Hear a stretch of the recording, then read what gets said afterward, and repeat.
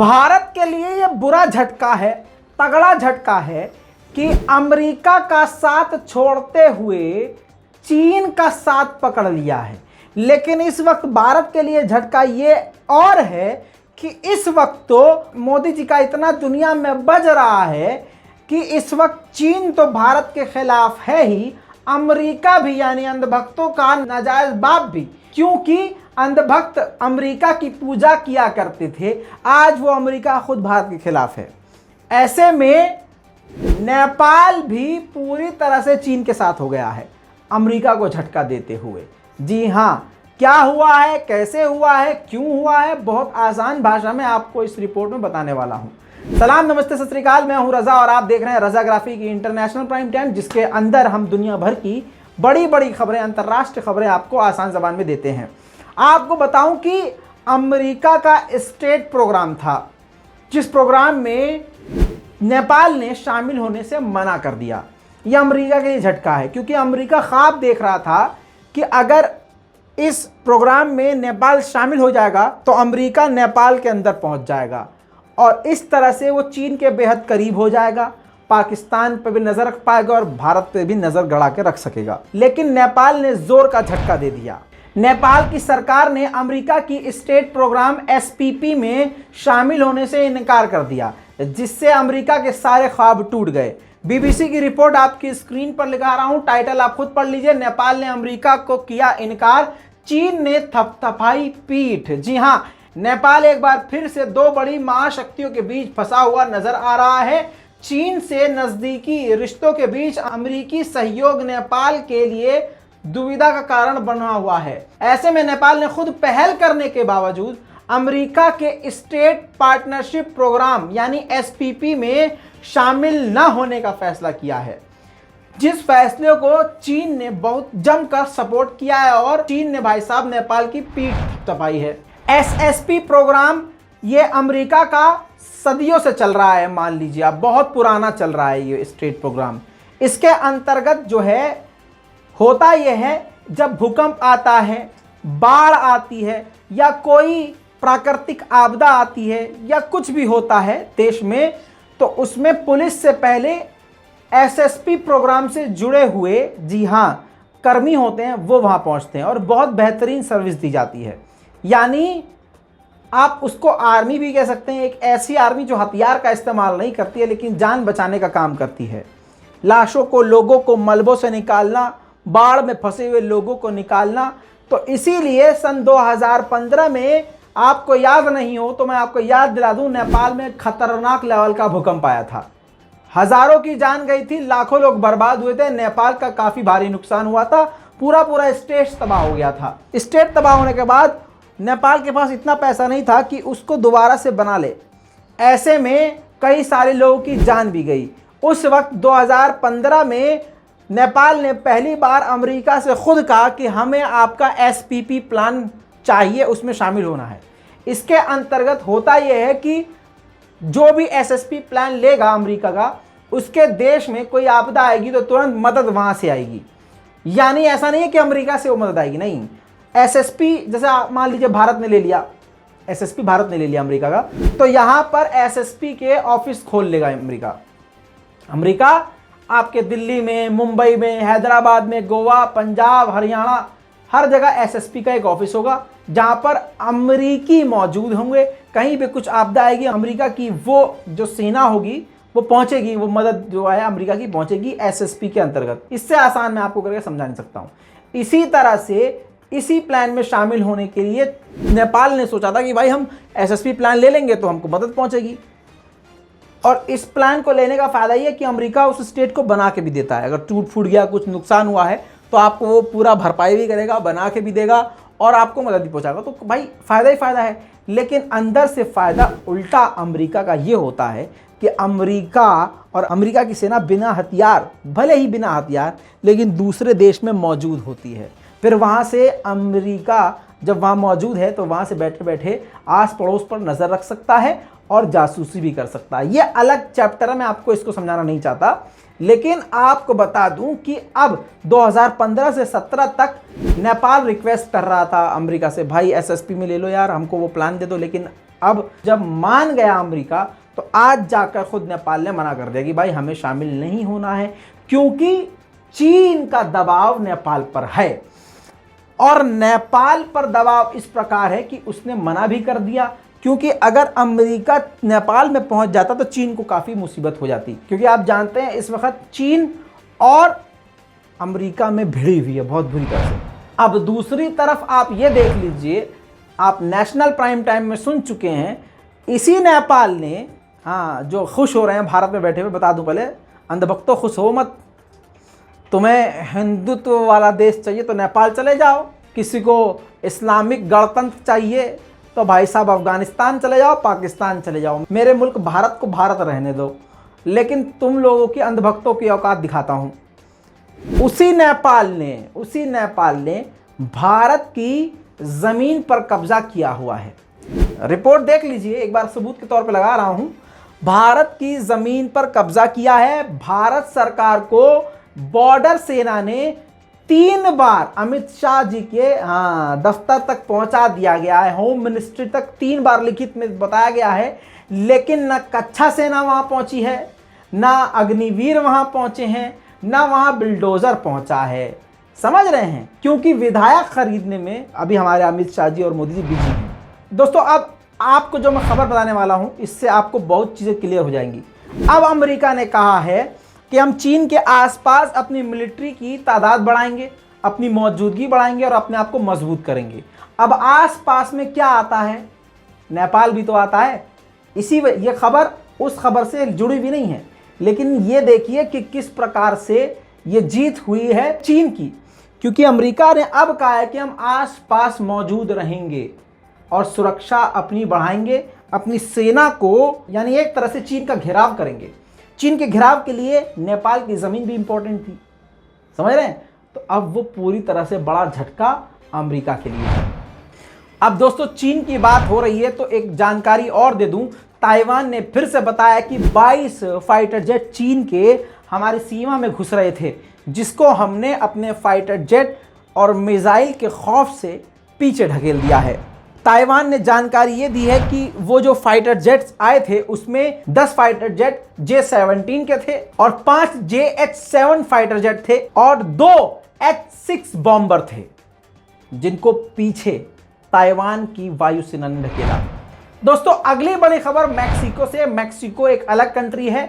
2006 के बाद अब तक सबसे खराब माहौल बन चुका है। बंदूकधारियों में कुछ ग्रुप था, उस ग्रुप के पास बंदूक थी और पुलिस थे।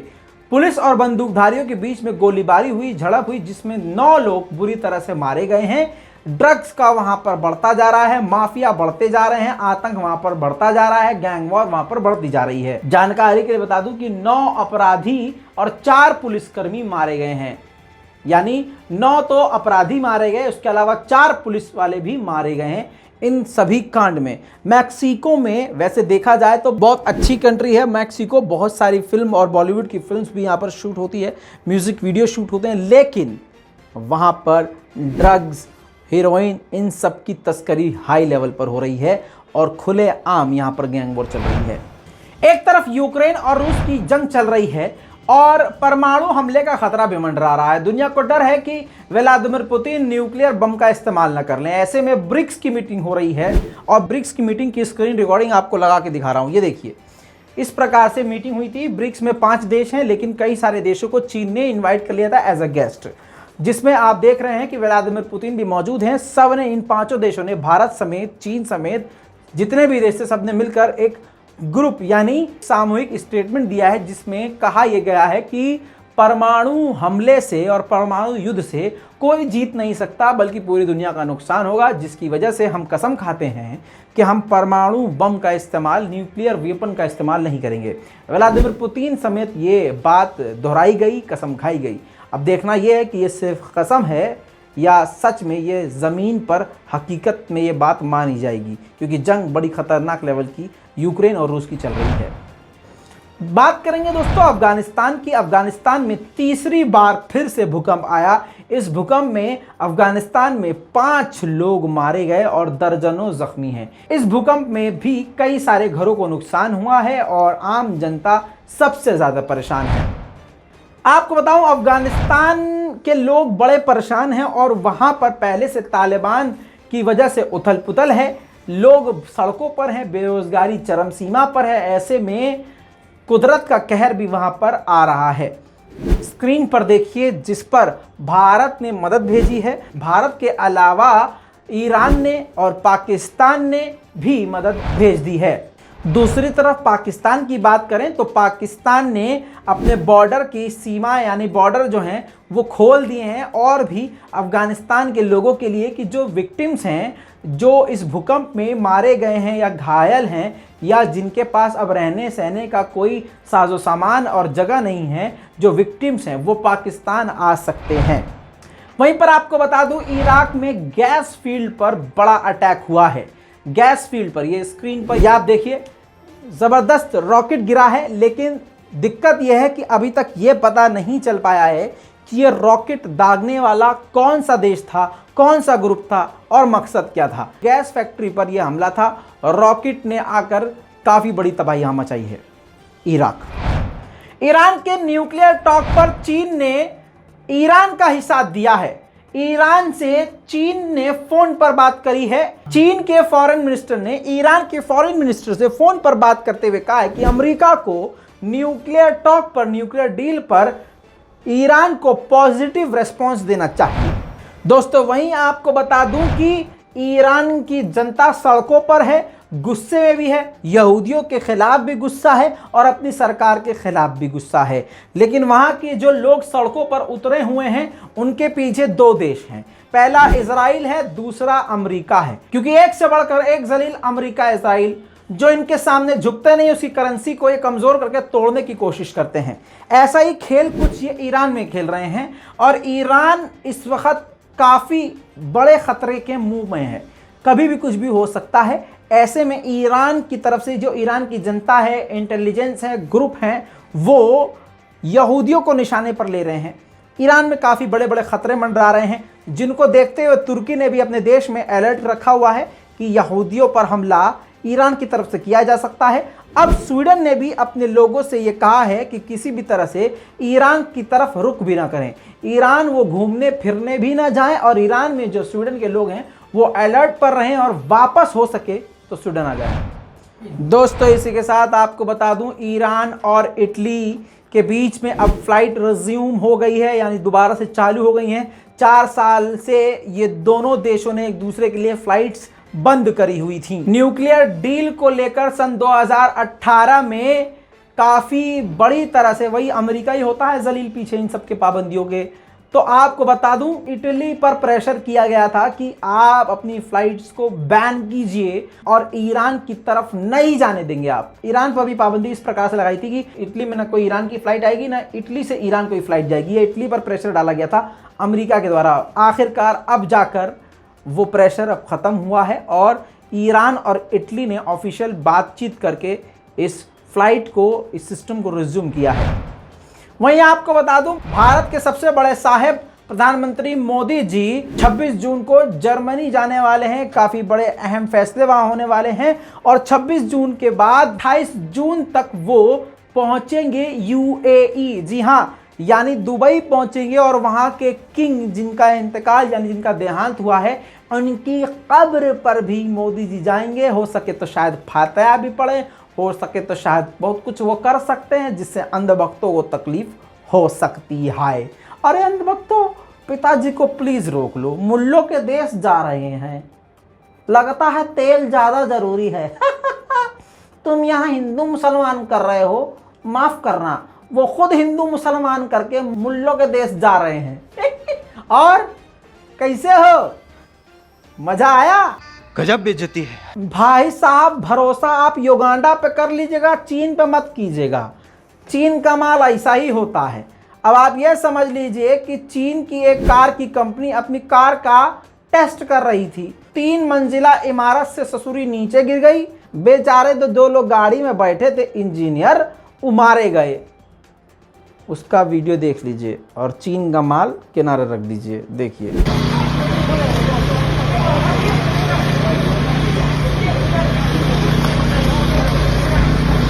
इसी के साथ भारत ने सफलतापूर्वक तरीके से सर्वेस जमीन से हवा में मार करने वाली शॉर्ट रेंज मिसाइल का टेस्ट किया है। जानकारी के लिए बता दूं कि यह युद्धपोत से भारत ने दागी है और इसका कामयाबी से टेस्ट कर लिया गया है। बस दुआ यह है और उम्मीद यह है कि शॉर्ट रेंज मिसाइल की भी जानकारी कोई गद्दार दुक्का मल्लिका अर्जुना रेड्डी जैसा जो डीआरडीओ का साइंटिस्ट है, ऐसा कोई गद्दार इस मिसाइल की भी डिटेल पाकिस्तान को न दे दे। जानकारी के लिए बता दूं और याद दिला दूं, स्क्रीन पर देख लीजिए, हाँ, जो कि गाउदी मीडिया चुप है, दुक्का मल्लिका अर्जुन रेड्डी नाम के डीआरडीओ के एक हिंदू साइंटिस्ट ने भारत की परमाणु मिसाइल और लॉन्ग रेंज मिसाइल जो पाकिस्तान और चीन के लिए बड़ी मुसीबत थी, उसकी जानकारी आईएसआई की महिला को दे दी है। सिर्फ हुस्न में डूबकर ऐसा कोई पिघलता है क्या?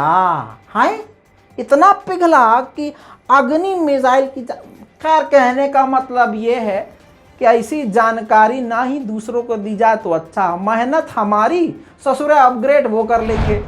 वहीं पर आपको बता दूं, पाकिस्तान की एक बार फिर से पूरी दुनिया में इंटरनेशनल लेवल की फजीहत हुई है। आपको बता दूं, हालांकि ये फजीहत पाकिस्तान के जो पॉलिटिशियंस है वो खुद भी करवाते रहते हैं, लेकिन मज़े की बात यह है कि गरीबी की वजह से एक बार फिर से पाकिस्तान की अंतर्राष्ट्रीय लेवल पर फजीहत इस प्रकार से हुई है कि रूस ने पीआईए के जहाज को अपने ऊपर से उड़ने से मना कर दिया। बिल्कुल ऐसा हुआ है जैसा होना नहीं चाहिए था किसी के साथ। असल में क्या हुआ है, आसान भाषा में समझिए।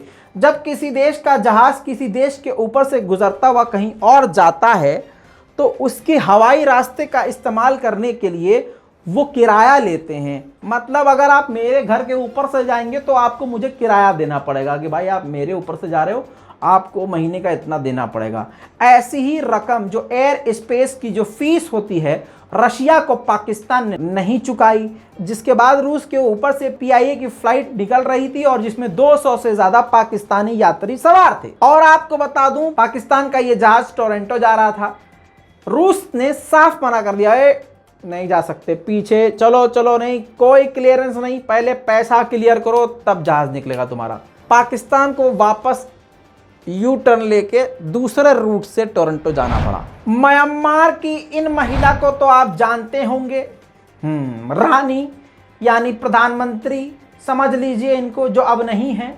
वहाँ के आर्मी ने कब्जा करके इनको कैदी बना लिया था, मिलिट्री कूप कर लिया। उसके बाद वहाँ की मिलिट्री ने इनको सज़ा सुना दी, अब इनको जेल में डाल दिया। और बर्मा और म्यांमार ये वो मुल्क है, ये वो देश है जिसने कुछ साल पहले जिंदा मुसलमानों को, हजारों मुसलमानों को जिंदा जला दिया था। तुम कितनी भी प्लानिंग इस्लाम और दीन के खिलाफ करो, वो प्लान करते रहेंगे और वो ये नहीं जानते कि सबसे अच्छा प्लानर अल्लाह है। दोस्तों, अभी तक के लिए इतना ही। पूरी दुनिया की बड़ी बड़ी खबरें एक ही रिपोर्ट में। इस पूरी रिपोर्ट पर अपनी राय कमेंट में लिखिए, रिपोर्ट को शेयर कीजिए, चैनल को सब्सक्राइब कीजिए। मैं हूं रजा और आप देख रहे हैं रजाग्राफी। जय हिंद।